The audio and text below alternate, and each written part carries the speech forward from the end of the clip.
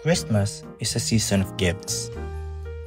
Pero ang pinaka-amazing na regalo na nakuha natin, hindi galing sa mall, hindi naka-ribbon, at hindi naka-wrap.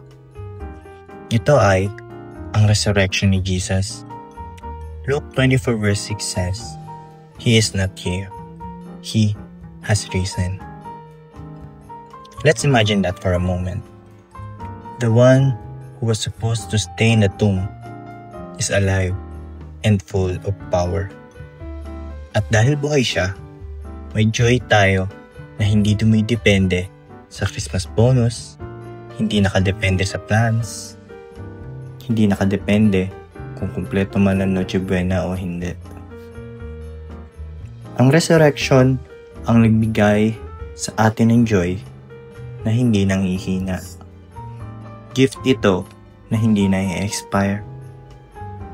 Gift na hindi naluluma. Gift na hindi nababawi. Kaya ngayong December, habang busy ang lahat, God reminds us, you already carry the best gift in the world. Kaya, may joy ka. Kaya, may purpose ka. Kaya, may hope ka. So ask yourself, how can I celebrate Christmas with a joyful heart?